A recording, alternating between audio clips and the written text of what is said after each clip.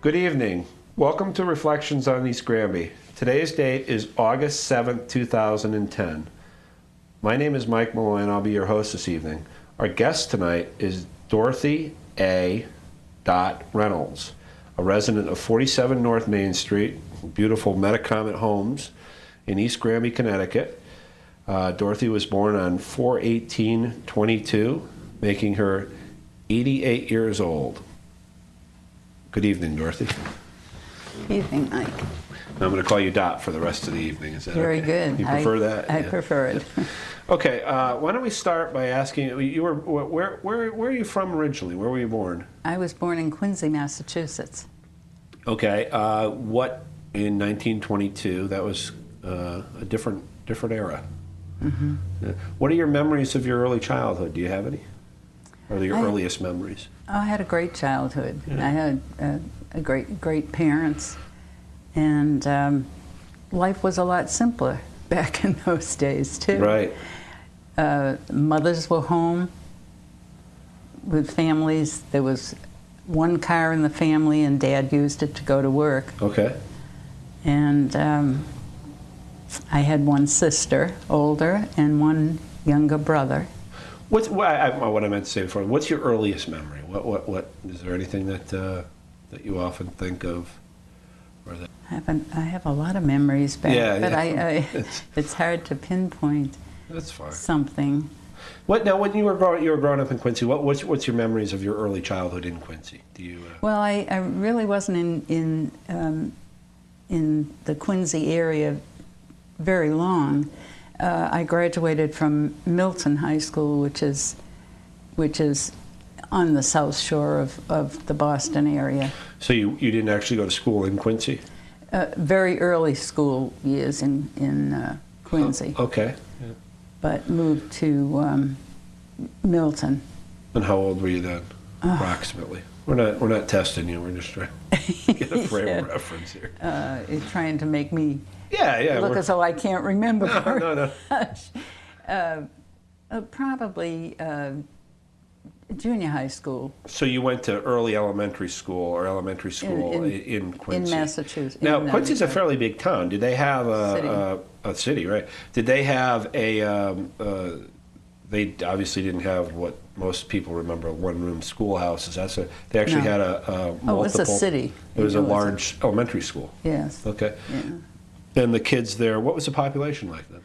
Well, I can't remember the population, but it was large enough so that there was a high school in the north side. It was called North Quincy High School, and on the south there was the Quincy High School. So there was a large population. Right. What was school like back then? What was it? Do you remember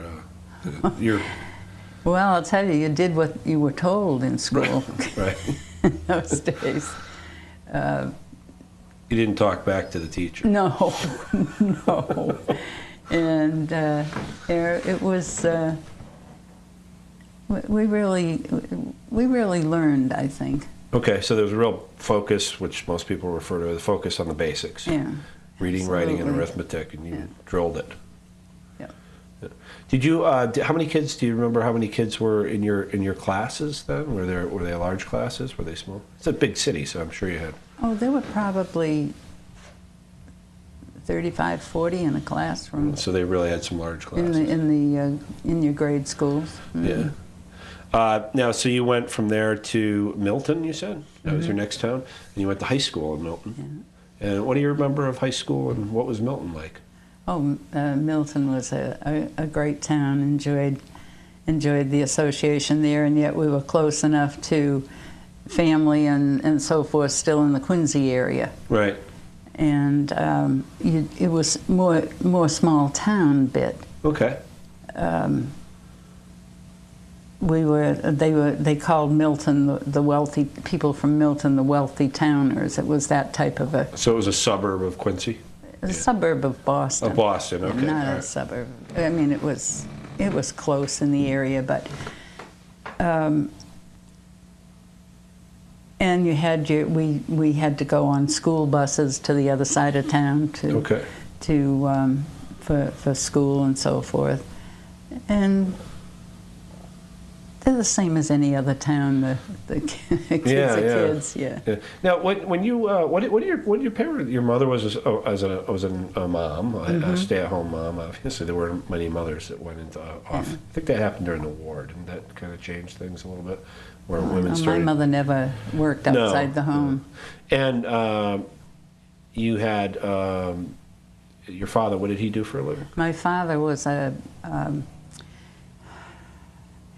in the ordnance, worked for the Navy Department at the Boston Naval Shipyard. Really, even like in the 20s and 30s, prior to the war. Prior to the war, he was there. Okay.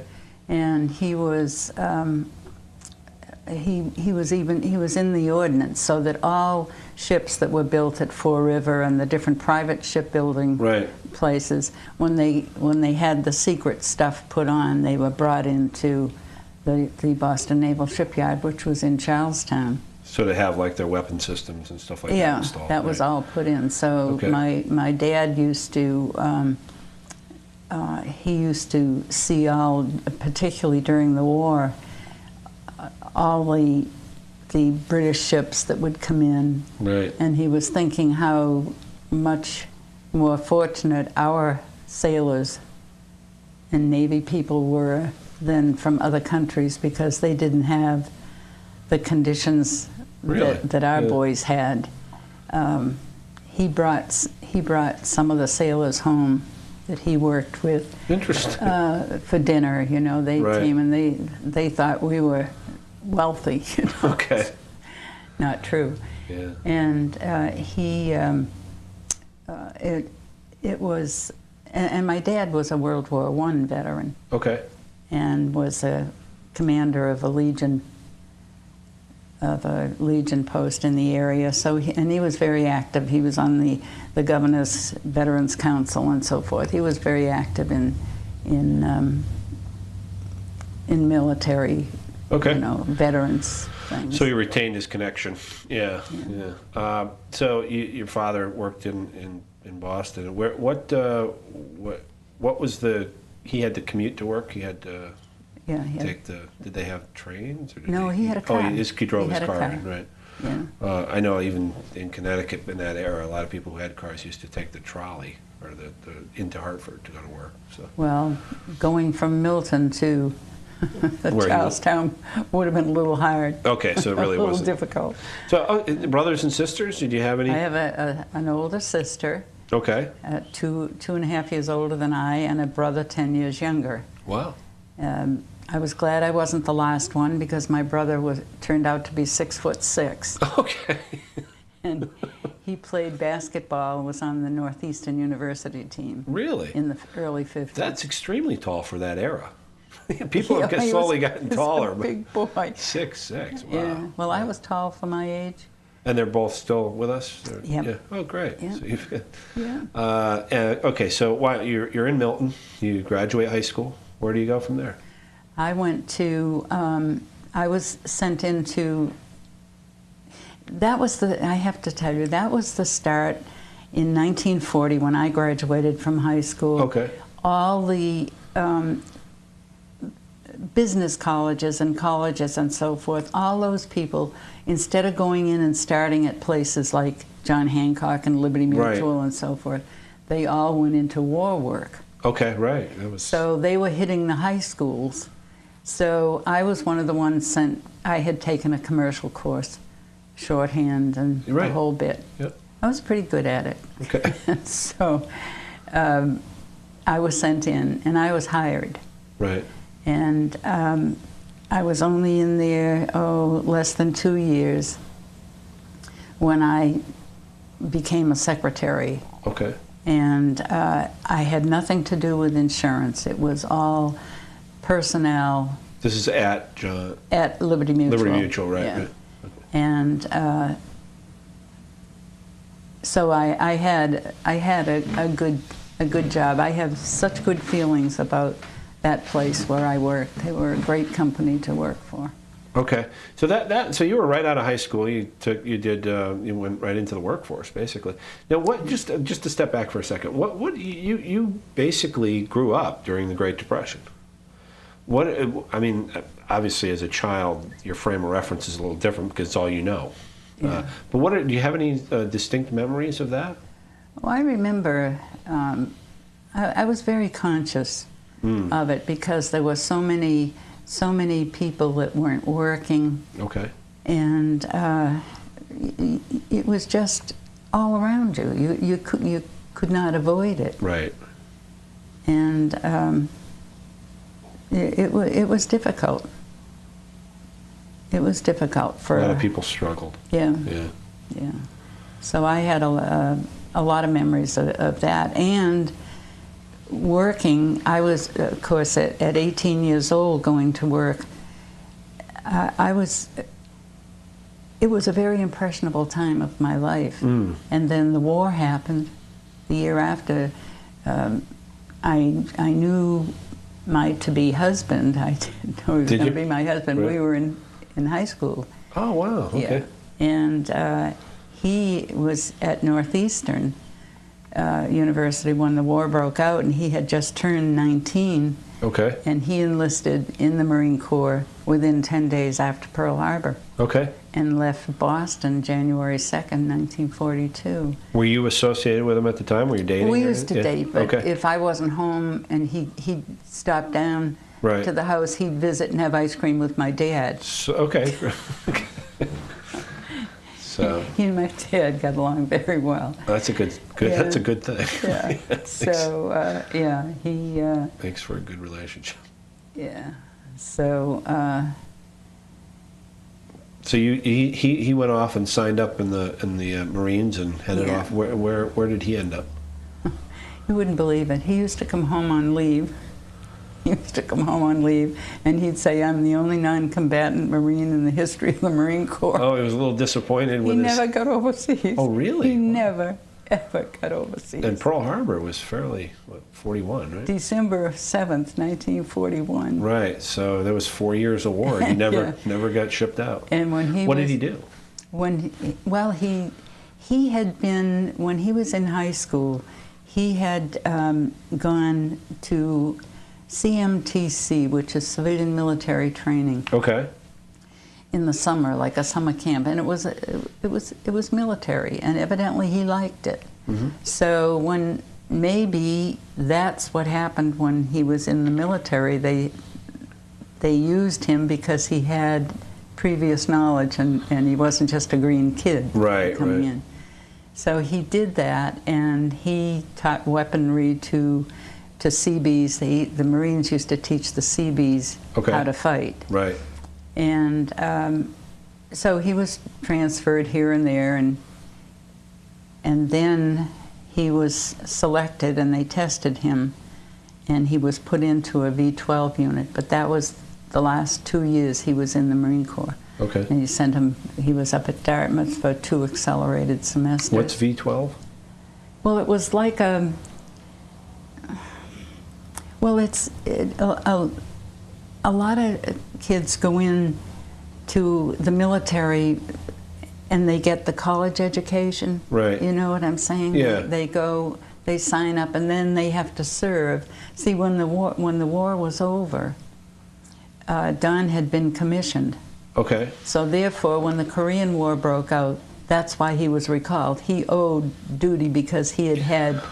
Okay, so they did it. It was a little backwards. Instead of like ROTC, Yeah. you go and you get your training, you get your Absolutely. education, then you go into the military. They had a need for manpower right away, so they did it the See, opposite. At that point, he was so disgusted that he hadn't gotten overseas Okay. that he took it. You know, Yeah. he went. Yeah. And then after the 2 accelerated semesters at Dartmouth, he was tested again and sent to Yale. Okay. So that's why he finished, when the war was over, he finished at Yale. What did he get his degree in? Engineering degree. Okay. Yeah. So you're doing what at the time through this whole adventure? I'm working at Liberty Mutual. So you were there through the war. Through the war. I was Okay. at Liberty, and we were married in 1948, and I was still working. And in 1950, the Korean War broke out, Okay. and Don was recalled, and he at that time was working in a plant where they were doing Navy work. So the Navy kept trying to get, when he got his orders in August of 1950 to report. Were you guys married at that point? We were married in 1948. Okay. So and we had just bought, and we're 6 months in our first brand new home we bought. In Milton? No, in Weymouth. Weymouth, okay, all right. Yeah, South Shore. Okay. And he got the orders to report to Quantico for a refresher course. Okay. So when the Navy kept pulling him back, and they kept giving him deferment. So when they finally got him, he left, I don't know, it was January or February of 51. Right. And then in May of 51, he came home, and I left my job and went with him. Okay. And so we got in the car and we headed, his first duty station was artillery school. Okay.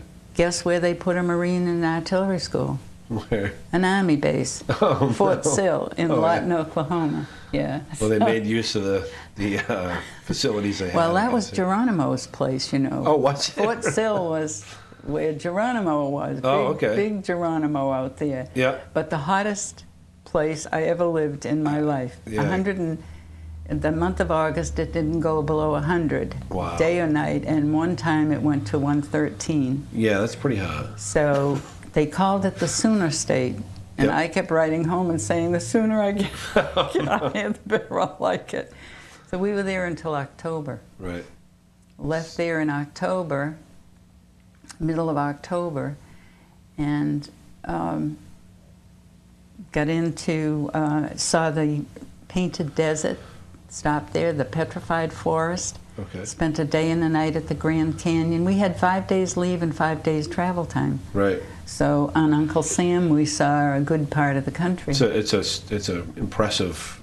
I've never been in that area. But Oh, it was really beautiful. Yeah. And we were meeting Marine friends and their wives all the way. Oh yeah. Yeah, so we always had dinner with them and so forth. Yeah, And great. It was a great vacation on Uncle Sam. Yeah.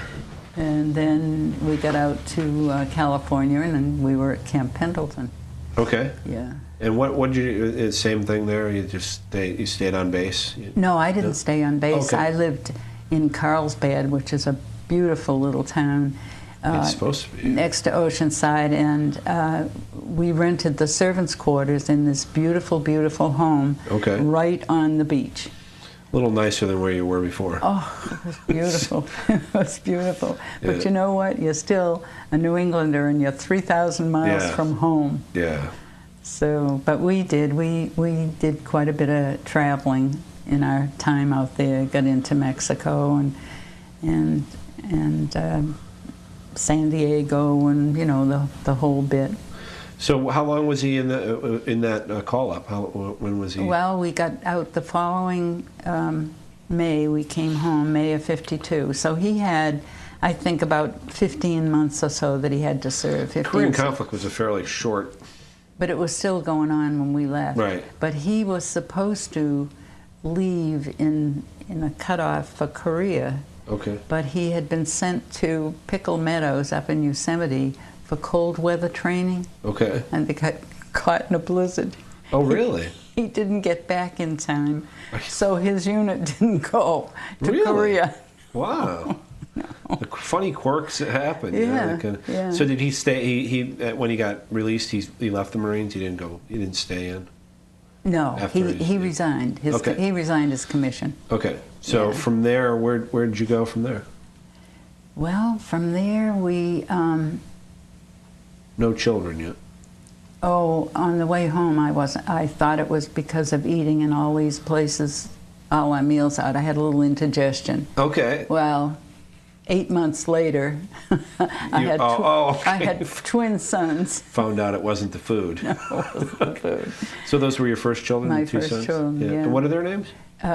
Greg and Bob. And what year were they born? They were born in December 26, 1952. Okay. Yeah, so they're 57 years old. Right. Right. Yeah. You have and you have another child. And I also, have a daughter. Yep. 5 years later. I have a daughter, Susan. Okay. So. So where did you're driving across country, you realize you're pregnant, where do you head? I didn't know. Oh, you didn't know at the time? Until I got home. Okay. I didn't know until I got home. So you were heading back to Massachusetts? Heading back to Massachusetts. Okay. And we were there until, we were in Massachusetts until 1962. Okay. When my husband took a job in 40 miles due west out of Chicago. Okay. And so we were there 5 years, and that was something. We saw a lot of another part of the country. Yeah, you've covered a big chunk of the country here with the, Yeah, right? I'm not finished yet either. Okay. Then we came back 5 years later. We came to Connecticut for the first time, and that was in Cheshire, Connecticut. Lovely town. What was he doing at the time? And he's getting. He was an industrial engineer. Yeah. Engineers really bounced around a lot in that era, didn't they? Well, my husband was somebody who was always brought in to fix something. Right. Something was wrong. In fact, he had a reputation so that people would contact him. I wished he had stayed in one job. Right, know? right. But so he'd get a job offer and he'd take it. But yeah. in Connecticut, he was president of a company in Hamden. So so we were in Cheshire for 10 years. Okay. And then somebody got in touch with my husband and said, we'd like you to come out and see what you could do. And this is in Pittsburgh. That's when I became a Steelers fan. Okay. I lived in the same neighborhood with Mean Joe Green. Oh, really? This is in the 70s? Yeah. In the 70s, yeah. No, we moved there in 76. Right. In 76, and we were there until 81. And that's when we came back to Connecticut and in Granby. So then I was... So what year was that again? You just met? 1981. 1980, okay. So I'd been there until 9 years ago when I came to East Granby. Okay, so so your kids went to a variety of different schools, and you lived in a variety of different areas. So you have quite a depth of experience in living in different places. So you came back in the area, and you were living in Granby from 81 till 2000. Yeah. And what did your husband? Where was your husband working then? My husband was. We came to Granby because he was hired by a company up in Agawam, an English company. They were having some problems, and after 2 years, they gave up and they closed the manufacturing operation. Okay. So he was out. So then he went on his own and did consulting type thing, yeah. Which sounds like kind of what he was doing through the whole cycle there in some ways. Yeah, just but he loved the challenge. I mean, he just, that's what he liked. Yeah. So your kids grew up. Where did they end up graduating high school? From Cheshire. Okay, so that was Cheshire. prior to the other moves. But they make fun of the way I talk. Yeah. You don't have a strong Boston accent. Well, I probably lost a little bit, but I told them they make fun of me because they only had a very few years in Massachusetts, and my daughter didn't have any schooling in Massachusetts. Okay. So I said to them, well, at least I don't say New Britain. So, Yeah. yeah. So you come back in the area. You're living in Granby, and you were there for 19 years. What was your? This is kind of an interesting perspective, but what was your first impressions of East Granby? I mean, you lived in Granby. Where did you live in Granby? I lived.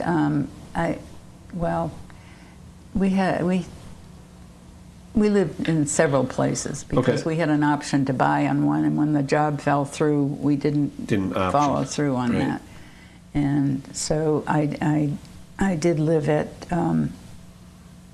Chatsworth for a few years, and then we came to East Granby. Okay, when your husband moved to East Granby with you? Yeah. Oh, okay. He was only there a year when he died, but he had already started in the throes of Alzheimer's. Okay, yeah. So it was very difficult. My husband was a very bright man. I have a report at home that people had made that he tested in the top 1% of the population. So he was very smart. So it was very difficult for him to accept what was happening to him. Yeah, any cognitive impairment is tough for somebody who's used to relying on their smarts to. So. Yeah. You moved to East Granby. What was your first impression when you came to East Granby? Or how did you went to you moved to Right to Medicom. Okay. Yeah. So you knew the area. You'd been in the area for quite a while. What when you first came into the area? What was your first impression of East Granby? What did you? I mean, obviously you lived in Granby, but well, I liked they were very it, similar. In some but it's not a difficult change for me because I had made so many changes. Right. And actually, to be in East Granby, I still had all the friends that I had the connection with in Granby. You didn't move far. So I still had that. And I think that when my husband passed away, that my sons would have liked to have had me move up to nearer where they are in Connecticut. Okay. But then they might have had to entertain me. You seem to keep yourself pretty occupied, so you didn't really need to rely on any family for that. No. For that sort of. No. Well, it's a good thing. I could have been a very unhappy person plunking down. The first thing I was asked wherever I moved was, did I play bridge or did I bowl? Right. So happened I did both. So. And you also play golf. So I was no. No. So I was launched right off. Okay. They always need somebody to play bridge. You always had some group you could tie into, yeah. Now you've stayed very active. I mean, for your age, you really have kind of kept yourself moving. Well, I like people for one thing. You seem to be very personal. personal. And I enjoy. And I know how to enjoy myself when I'm alone at home too. Right. I like to read. I have certain programs. I love sports programs. I was watching you interrupted my New York Yankees Red Sox game. Oh yeah. Who was winning when you left? I think it was still tied. Okay. 2-2 or something. I wasn't getting on the radio in the way. So. Yeah. I don't. So.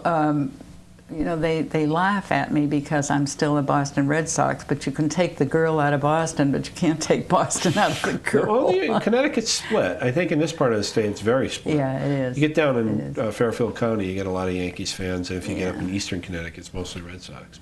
Well, there's quite a few in my group of people that are Yankees fans. Oh, really? Okay. Yeah, so we kind of watch our step a little bit. That's fun, though. But so you have what were your first impressions of East Granby when you first? I liked it because I like a small town.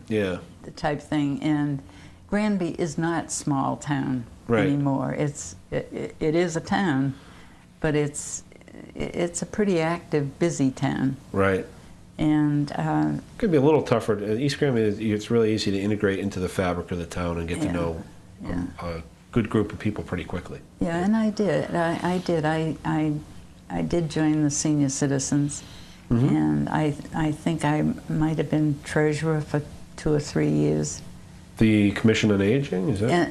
The senior citizens, the senior citizens group. Oh, okay, all right. But I've been on the Commission on Aging, I think maybe around 4 years. Okay. I think. Yeah. I was there when Jim was on, before Jim became the first. Jim Hayden. Yeah. Yeah, he was on it too. That's right. Yeah. So you moved to East Granby, and what in comparing it to the other places you live, what would you say is the things that strike you? I think it's just the time of my life now. It suits me to be where I am. It's a manageable size. Yeah, right. I like and the people are friendly. Of course, I'm not a shrinking violet either. No, you tend to get into the situation pretty quick. So that's good. So you find that you've accumulated a good group of friends, and what is the if there was anything once again, you've lived a lot of different places. If there's anything you would change about East Granby, what would it, or anything you would bring to the town, or is there anything that you feel it's lacking that would be? I just have never felt critical. Yeah, I always preface that by saying I'm not trying to be critical. I'm just saying, is there anything that you kind of would think would add to the town? It's probably a better way to put it. Well, I think that it would be hard for me to say anything like that because of my age. Right. I wouldn't be thinking along the lines of younger people today. But I like every bit of being in East Granby. Okay. If you were to if you had a well, I guess we've asked. I guess I always try to ask it in a slightly different way. If there was one thing you could change, if there was one thing that, if you had a magic wand and you could do one thing for the town or do one thing to add something to the town, is that, I think we're coming at it from a slightly different angle, but it's pretty much the same question. I can't think of anything that you're happy. I am. I'm easy to please. Yeah, I no, guess. that's tough to. Now, when you, if you were to give, you've watched your kids grow up, and you have 6 grandchildren and 6 great grandchildren, Mm-hmm. so you've got quite a family tree you're creating there. What in watching the different generations grow up? What were the challenges or the benefits of the different generations as they've come along? Is there anything that? Because you've been a mom, grandmom, great grandmom for a while. I tell my friends that were just becoming grandparents to enjoy the grandchildren, because I had a lot of fun with my grandchildren. They used to come and spend vacations with me, and we'd go to lunch, and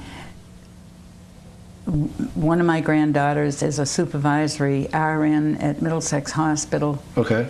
Her brother, my grandson, my very first grandchild, has his master's degree from the University of Hartford in mechanical engineering. Mm-hmm. And he is the kid that sat and did Legos all the time. Oh, jeez, I'll tell you. Yeah. And he is a manufacturing engineer over at Hamilton. Okay. A senior manufacturing engineer. And so I think they've all done well in Connecticut. Sounds like it, yeah. Scholastically. Okay. And well, it sounds like the reason I asked that question is you had your kids in the 50s, okay? So they grew up in a very different era. Now, if you were to compare your great grandkids and your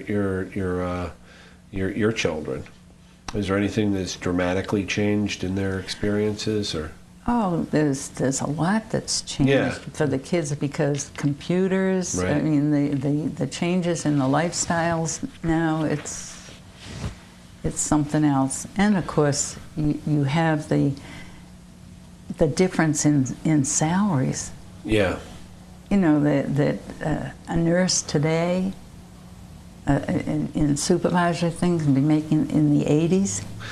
Yeah, I know. Yeah, there's actually, I think, I came across a nurse the other day because just by conversation with her son was talking about salaries, and his mother's making somewhere in the neighborhood of $130,000 a year as a nurse supervisor. So yeah, incomes have changed dramatically, but the cost of living's gone up quite a bit. When you were, do you remember what your salary was when you, or your husband's salary was when you were? When I started work in 1940. Yeah. $15 a week. Okay. $15 a week. Now, what about in the 50s when you were actually starting to? Because there's a lot of talk about the difference in standards of living. Okay. I can't remember what the salary, but I just know that even as president of a company, right? I know there were a lot of perks, but $85,000, you know, that was darn good. What years were those though? Was it 80s, 70s, 60s? The 80s. The 80s, okay. Yeah, the income level, the incomes at that level have probably gone up dramatically more than at the entry level, like you were talking about. When you add up the perks of your car and insurance is paid on your car and this kind of stuff, right? It came to much more than that, but we didn't have to pay as much. You weren't paying $1,300 a month for an apartment. That was my next point. Yeah, the cost of living was dramatically lower. So. Absolutely, a lot different. I think it's very difficult for young people today to break into a lifestyle that's even remotely close to what you might have experienced in the 50s and 60s. We married in 1948. In 1949, in December of 49, we passed papers on our first property. Okay. House. It was a brand new house. Right. 3 bedrooms. Right. I think it was a bath and a half. Okay. A 1-car garage, but brand new. And our taxes, interest on the principal, the mortgage, everything was $72 a month. Okay. Huh? Yeah, it's amazing. A little different. And what do you remember what your husband was making at the time? Probably. Oh, geez, I don't remember. Because that's always the I remember having this discussion with my mother and talking about in the 50s, my father made $50 a week or $60, whatever. He was an engineer also, and so he had a pretty good job. And my mother was a secretary, and she made like $25 or $30 a week, whatever. I'm just using rough numbers. But then I asked her what her rent was for her apartment.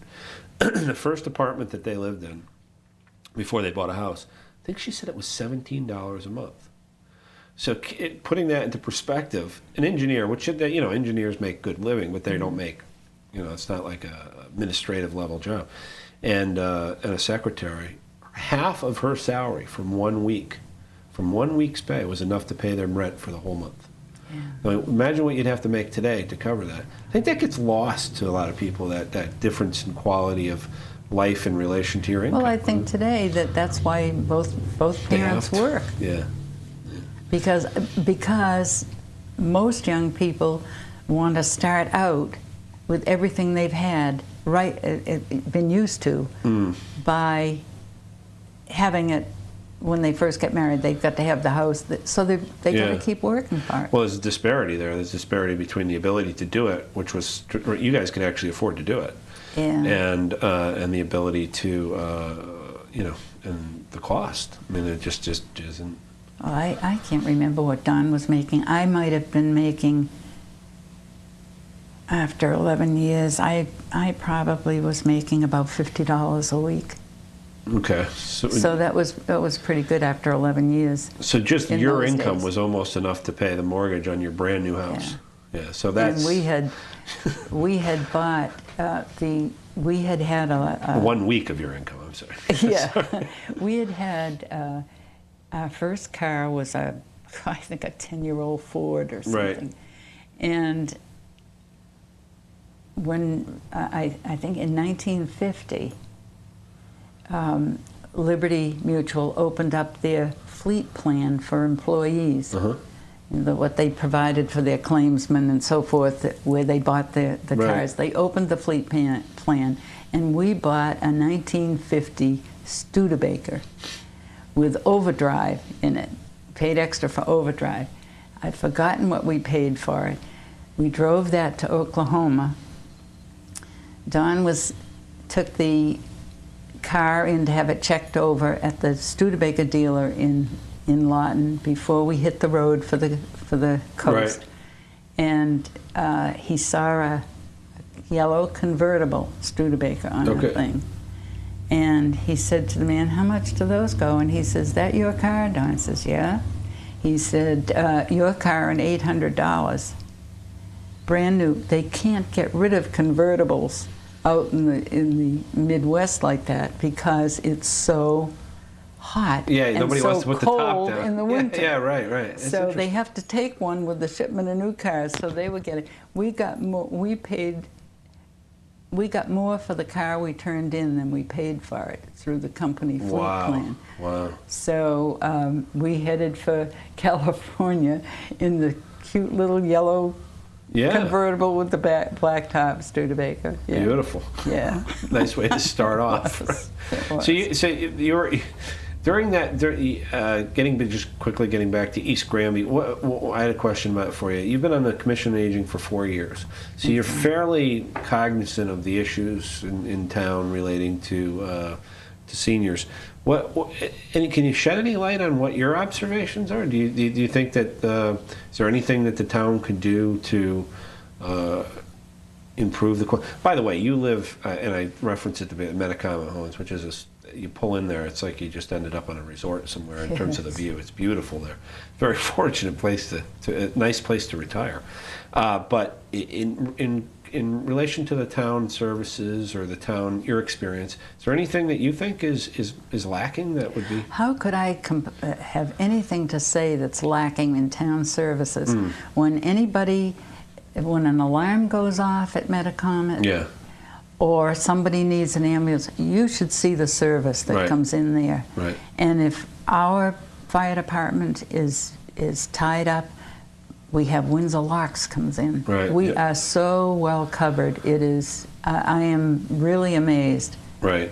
And I love fire engines. And I never have had an alarm go off because I don't try to see them. But So you're very satisfied with the level of I am your very- quality of your life in East Granby. Yeah, that's good. Absolutely. Most people say that. Absolutely. I always like to see everybody. You always want to get people's opinion because it kind of rounds out the whole. well, I had no desire to go anywhere else. Yeah.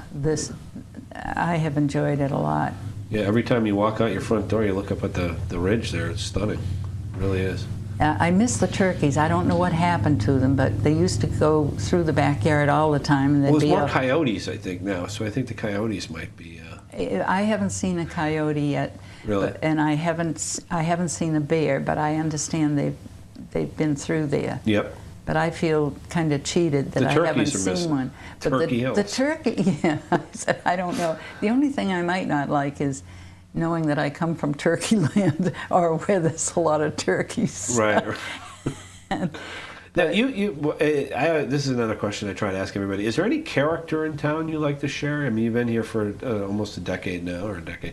But is there anybody that kind of strikes you as being a particularly colorful character that you wanted to? Well, I don't think I'd want to call anybody See, colorful. you've been in town for 10 years. A lot of times when I ask a question to somebody who's been here for 30, usually the people aren't with us anymore that they're talking about, you know? Yeah. Is there any, so it's a little more. Well, I don't know whether somebody would enjoy being told that they were They're a a colorful character. Hey. I think I'll pass on that one. Okay, we'll take it. We'll get you back in 10 years and check in. I hope I'm here to come. Yeah, I think you will be. You've had a good experience in town, and this is one more question that I ask every guest. If you had advice to kids growing up today, if you had words of wisdom from Dot Reynolds, what would those be, or one phrase, or just a general comment?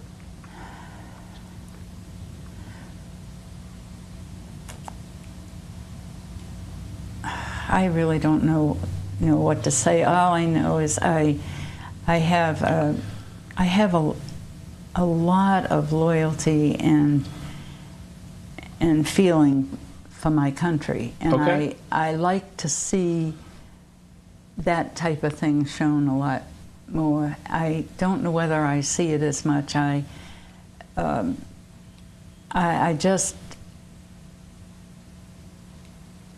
just have seen what this country has done in times of stress. Right.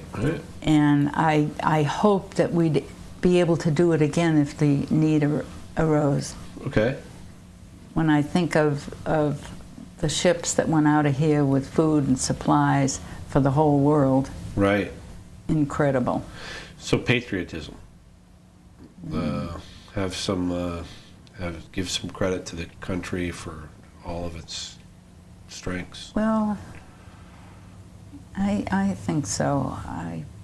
What do you? I'll segue off of that. What do you think? Is there anything you think could improve that?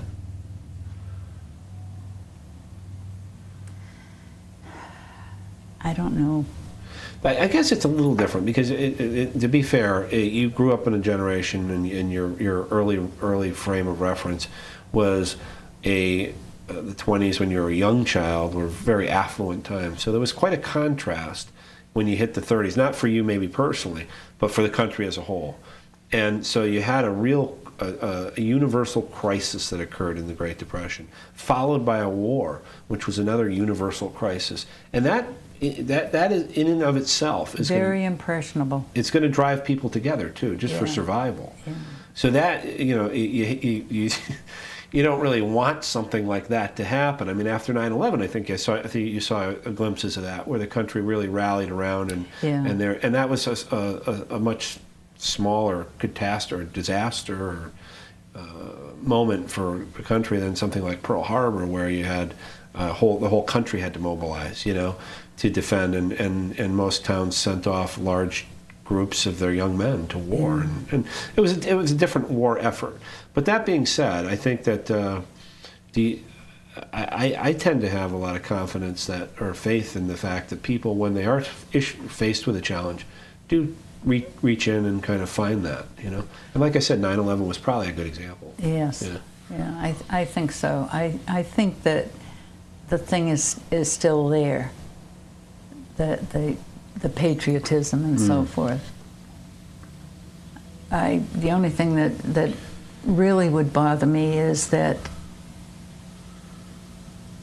so many people are able to get into this country illegally and right, that's an issue for you. Yeah. And I think too that people who came to the United States many years ago made more of an effort to learn and become part of the melting pot than they do now. Okay. Do you think that maybe the sense of paying your dues is a little different in terms of kind of becoming a part of what's already here? Yeah, that probably does resonate through the whole of modern society to a certain extent. I mean, there's less. It's the temper of the times, probably. But I suppose that's why, everybody looks back and thinks of the time they grew up and the good old days and that type of thing. So it's kind of a normal. It's sure. I bet you if you had that conversation with somebody in 1910, there would have been something. There probably would have been similar feeling. I think part of it's, but you got to give, acknowledge, the issues that you just referenced. I think, I will say in defense of history, and for lack of a better word, is that oftentimes I think that is a perspective. I think if you were to have that discussion with somebody in 1910 about the immigrants, or even the 1930s about the immigrants that had come over from Europe in the previous 50 years, you might get somewhat along the lines of what you just said, that there was maybe not quite as much. There's always a little bit of resentment, I think, towards the different cultures. And I'm not saying that that's what you're talking about. I'm just saying that there's a clash of cultures that occurs and a different way of viewing things. And I think when people first come into this country, they're struggling to survive, there may be a little bit less of an instinct of brotherhood. You know what I'm saying? And they're going to probably still feel some affinity with their own group, and they're just for survival. But I think as they acclimate and they become part of the melting pot, I think second, third, fourth generations, they tend to kind of meld in a little better. But it's always got to be a little disturbing if you watch it from the perspective of a native. Well, too, because many years ago when they all came here, they didn't have anybody here posting up signs in their language. That's true. Yeah. They were made. They had to, in order to survive, they had to learn the language and learn how to live. Right. I mean, it was their desire to come here, and I think that's what sometimes bothers me a little bit. I think though, if you want to move out of the group that you came here with in that generation or a previous generation, because you could probably go to places in the cities where there's enclaves of ethnic populations that have been here for years, and oftentimes I can remember even as a child not knowing people that didn't speak very good English who may have been Polish or Italian or whatever, and they still spoke that in their homes. Mm-hmm. But if you want to move out into the greater society, you pretty much have to know English, you know? Yeah. And you have to. I think one of the things that I think is different is they do at a young age. They try to teach them in their own language to kind of make sure they're getting the basics, so that they don't lose a year or two of basic math and basic English or basic science and those sorts of things. So they try to incorporate that at a young age. But if you're gonna move up in society then or now, you pretty much had to speak English. Yeah. You know? If you want to stay in your own group, you're not gonna. English is the language of the world. So I think but it's been a pleasure having you here tonight. I enjoyed it. And we try to keep it casual and not get too serious. But if you if there's anything you wanted to share with us before we no, I have enjoyed being here and seeing the community in action, so to speak. Yeah. We try to get as many folks in here as possible. You're our 20th show, and we wanted to mention that to our viewers that if you do know anybody who you think might be interested in coming on the show, feel free to forward it to us so we can get them on the air. If you want to get more involved, certainly let us know. There's a lot of opportunity here at GCTV for volunteer work, and we're expanding our programming on a regular basis. Thank you for joining us here tonight, and I'd like to say thanks to our guests, Dot Reynolds. I keep wanting to say Dorothy now that I've got. And once again, thanks for joining us here tonight, and we'll see you next time. Thank you.